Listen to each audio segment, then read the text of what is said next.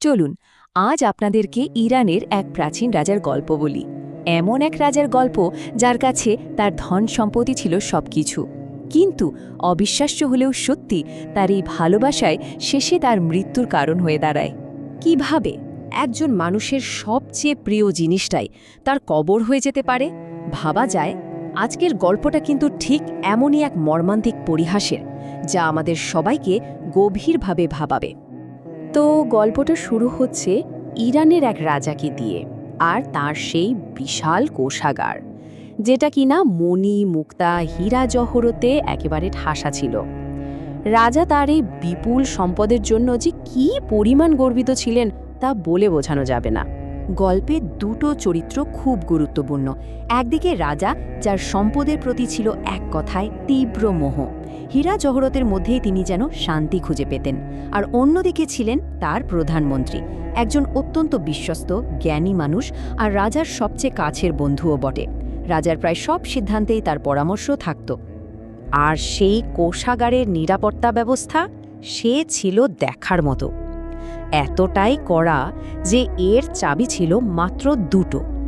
একটা থাকতো রাজার নিজের কাছে, আর অন্যটা থাকতো ওই বিশ্বস্ত প্রধানমন্ত্রীর কাছে। মানে এই দুজন ছাড়া আর কারোরই সেখানে ঢোকার কোনো উপায় ছিল না। এদিকে রাজার ছিল ২৫ বছরের এক ছেলে, তার একমাত্র সন্তান, রাজ্যের ভবিষ্যৎ উত্তরাধিকারী। কিন্তু সমস্যা হলো, সিংহাসনে বসার জন্য তার যেন আর তর্সই ছিল না। মানে অধৈর্য হয়ে উঠেছিল সে। দিন যত যাচ্ছিল, যুবরাজের অধৈর্যতা ততই বাড়ছিল। সে স্বপ্ন দেখত রাজ্যের বিশাল ক্ষমতার অধিপতি হওয়ার, আর ধীরে ধীরে নিজের বাবাকেই সে তার পথের কাঁটা হিসেবে দেখতে শুরু করে। অবস্থা এমন দাঁড়ায় যে সিংহাসন দখলের জন্য সে এক ভয়ঙ্কর পরিকল্পনা করে বসে, নিজের বাবাকেই সরিয়ে দেওয়ার পরিকল্পনা। রাজা তো আর বোকা ছিলেন না, তিনি তার ছেলের হাবভাব দেখেই সবটা বুঝে ফেলেছিলেন। ভাবুন তো একবার, নিজের ছেলের কাছ থেকে এমন আচরণ পেয়ে তার মনের অবস্থাটা কি হয়েছিল। তিনি দুঃখে হতাশায় একেবারে ভেঙে পড়েন। মনে মনে ভাবতেন, হায়, এমন অকৃতজ্ঞ সন্তান না থাকাই তো ভালো ছিল। এই যে গভীর মানসিক কষ্ট, এই যন্ত্রণা থেকে মুক্তি পেতে রাজা ভাবলেন তার প্রিয় কোষাগারে গেলে হয়তো মনটা একটু শান্ত হবে। তার মনে হলো ওই ঝলমলে মণিমুক্তার জগতই হয়তো তার অশান্ত মনকে একটু হলেও সান্ত্বনা দিতে পারবে। কিন্তু রাজা জানতেন না, এই সিদ্ধান্তই তার জীবনের সবচেয়ে বড় ভুল হতে চলেছে। এখানেই গল্পের মোড়টা পুরোপুরি ঘুরে যায়। ঘটনাটা ঘটল খুব সাধারণভাবেই। রাজা কোষাগারে ঢুকলেন, কিন্তু দরজাটা সামান্য খোলা রেখে গেলেন। ঠিক সেই সময়ে প্রধানমন্ত্রী কোনো একটা কাজে ওদিক দিয়ে যাচ্ছিলেন। খোলা দরজা দেখে তিনি তো অবাক, ভাবলেন হয়তো তিনিই সকালে তালা দিতে ভুলে গেছেন। ব্যাস, আর কিছু না ভেবে সরল মনে তিনি বাইরে থেকে দরজাটা তালা দিয়ে চলে গেলেন। তিনি ঘুণাক্ষরেও টের পেলেন না যে ভেতরে স্বয়ং রাজা আটকা পড়েছেন। ভেতরে রাজা যখন তার মণিমুক্তা দেখা শেষ করে বের হতে গেলেন, তখনই ঘটল বিপত্তি। সদর দরজায় এসে তিনি একেবারে হতবাক। দেখলেন দরজাটা বাইরে থেকে তালা দেওয়া। তার কাছে চাবি আছে ঠিকই, কিন্তু ভেতর থেকে তো আর খোলার কোনো উপায় নেই। রাজা তো আটকা পড়ে গেছেন। এবার শুরু হলো তার বাঁচার মরিয়া চেষ্টা। তিনি চিৎকার করতে লাগলেন, দরজায় পাগলের মতো লাথি মারতে থাকলেন, কিন্তু কোনো লাভ হলো না। কোষাগারের দেয়ালগুলো ছিল এতটাই পুরু যে তার আর্তনাদ বাইরে কারও কানেই পৌঁছাল না।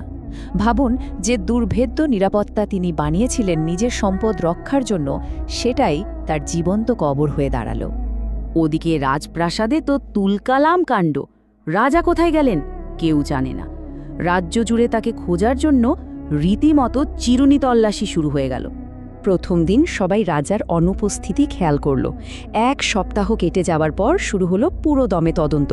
কিন্তু আশ্চর্যের বিষয় হলো, তালাবদ্ধ কোষাগারটা কারোর সন্দেহের মধ্যেই এলো না। দেখতে দেখতে একটা মাস কেটে গেল, রাজার কোনো খোঁজই মিলল না।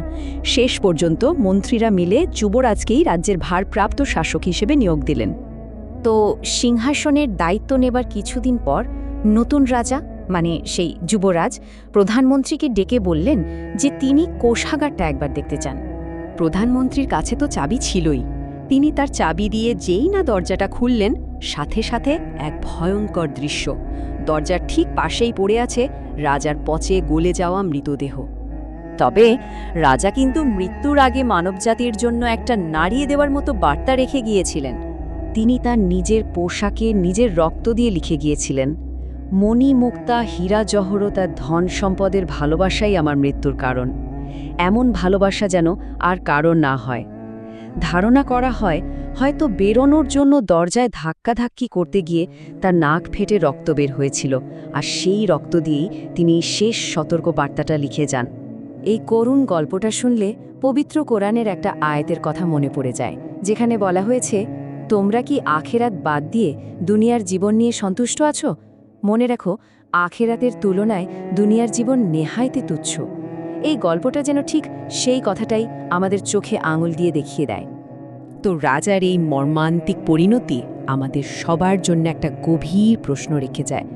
জীবনের একেবারে শেষে এসে যখন এই সব পার্থিব ধনসম্পদ অর্থহীন হয়ে পড়ে, তখন আসলে কোন জিনিসটা সবচেয়ে মূল্যবান ভেবে দেখার মতো, তাই না?